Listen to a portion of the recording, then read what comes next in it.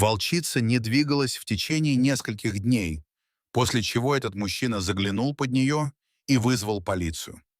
Эта история произошла в национальном парке Джордж Майт в Калифорнии, США, известном своими впечатляющими водопадами, скалистым ландшафтом и дикой природой. Главный герой этой истории Чарльз, 45-летний лесник, посвятивший себя охране природы и заботе о животных в парке. Он был одиноким человеком, но любил свою работу и был доволен тем, что делает что-то полезное для мира. В один холодный осенний день в лесу Чарльз сделал свой обычный обход, когда услышал странный звук. Это был тихий, слабый стон, как будто кто-то страдал. Чарльз последовал на звук и вскоре увидел лежащую на земле неподвижную волчицу, удивительно одинокую. Чарльз подошел поближе, чтобы посмотреть, что с ней, но волчица зарычала и своим поведением дала понять, что не хочет видеть его рядом. Похоже, волчица защищала что-то под собой. Чарльз не сдавался и решил подойти поближе. Когда он приблизился к волчице, он не боялся ее, понимая, что хоть она и хищница, она не причинит ему вреда, если не почувствует угрозы или опасности.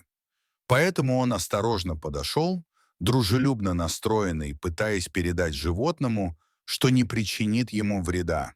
Кроме того, Чарльз держался на безопасном расстоянии и не пытался дотронуться до нее без разрешения. Это позволило ему приблизиться, не получив от нее укус. Важно помнить, что хотя многие животные могут быть дружелюбными к людям, они остаются дикими и могут быть опасны, если почувствуют угрозу или опасность. Поэтому всегда важно быть осторожным и уважительно относиться к животным, когда находишься на их территории, стараясь их не беспокоить и не пугать.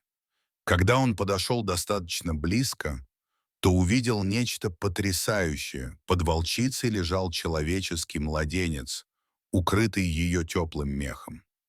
Чарльз не мог поверить своим глазам. Как этот человеческий ребенок оказался здесь? Как он был найден волчицей? Эти вопросы оставались без ответов, поэтому Чарльз мог лишь благодарить Бога за то, что ребенок был найден. Мужчина не знал, что делать, но понимал, что нужно действовать быстро. Он достал телефон и вызвал полицию, а пока ждал их приезда, остался рядом с волчицей, успокаивая ее мягкими словами. Волчица, похоже, чувствовала себя очень комфортно с малышом, обращалась с ним как со своим детенышем, согревала его и время от времени вылизывала, когда ребенок плакал. Наконец прибыли офицеры, и Чарльз с облегчением пошел им навстречу, чтобы объяснить увиденное. Сперва полицейские решили, что это розыгрыш, ведь такая сцена казалась невероятной, пока они не увидели все своими глазами. Подойдя к волчице, офицеры действительно нашли ребенка под ней. Волчица, похоже, не двигалась несколько дней, чтобы защитить брошенного младенца. Полицейские вызвали скорую помощь и представителей социальной службы, чтобы забрать ребенка, а волчицу отвезли в местный приют для ухода за ней. Благодаря вмешательству Чарльза ребенок был спасен. Материнская любовь — могучая сила, которую можно встретить у многих животных, не только у людей. Материнская любовь волчицы спасла жизнь этого брошенного ребенка и дала ему шанс на будущее. Хотя волчица и не была биологической матерью ребенка, ее материнский инстинкт заставил защищать и заботиться о нем как о детеныше. Это доказывает, что материнская любовь может преодолеть даже самые сложные ситуации и дать надежду. Конечно, неизвестно, как этот ребенок оказался в лесу, но, вероятно, он был брошен безответственной матерью. Сейчас ребенок в порядке и ожидает усыновления любящей семьей.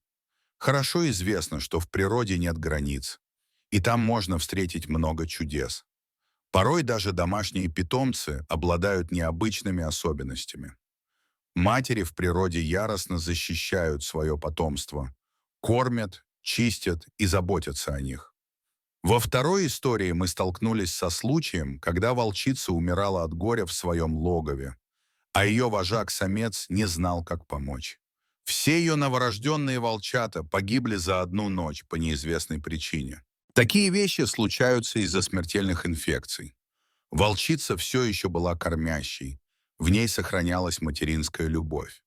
Она отказывалась есть, несмотря на все старания волка принести ей свежего мяса.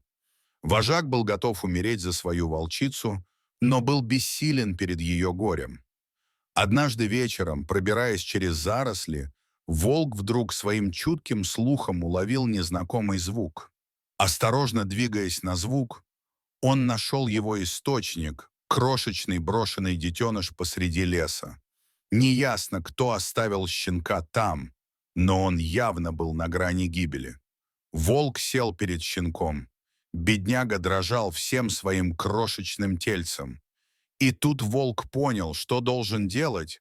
Он осторожно взял щенка зубами и быстро скрылся в чаще леса. Он точно не знал, что делает и зачем, скорее всего, просто следовал инстинкту. Волчица даже не подняла голову, когда ее партнер вернулся. Она теряла силы, но тут волк положил маленького пушистого щенка перед ней.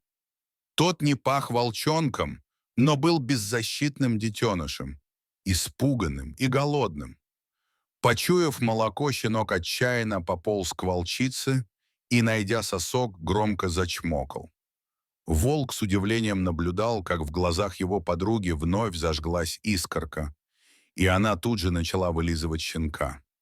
Две потерянные души нашли друг друга. Щенок быстро стал членом их семьи. Рожденный от собаки, он превратился в сына волков. Волчица быстро окрепла, обретя смысл жизни. Она начала есть, пить и играть со щенком. Мать взяла приемного сына в пасть и вместе с партнером отнесла в убежище к остальным членам стаи. Увидев волчицу с щенком, все поняли, что он не из их вида. Некоторые хотели выразить неодобрение, но волчица положила щенка на землю и свирепым взглядом и оскаленными зубами дала понять свою позицию. Щенок останется с ними. Месяцами эта мать могла в полной мере выполнять свою роль, дав ему все, что могла. Она научила его жить с волками, охотиться, как они. Вскоре щенок был принят всей стаей. Он оказался умным и быстро учился, даже превзошел некоторых молодых волков. Но, несмотря ни на что, щенок оставался верен своей приемной семье и волчьим инстинктам. Все это вполне логично, ведь генетически собака– это волк, который миллионы лет назад был приручен человеком. Поведение собак меняется в зависимости от условий. Бродячие собаки ведут себя так, чтобы сохранить связь с людьми и отчасти зависеть от них в поисках пищи. Обычно они ведут одиночный образ жизни, поскольку им не нужны стаи для охоты.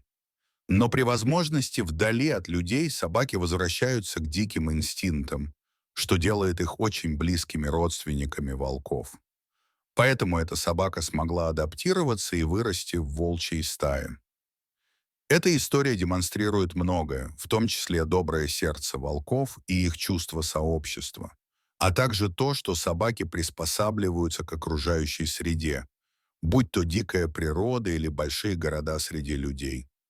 Дорогие зрители, а вам понравился материнский инстинкт у этих волчиц?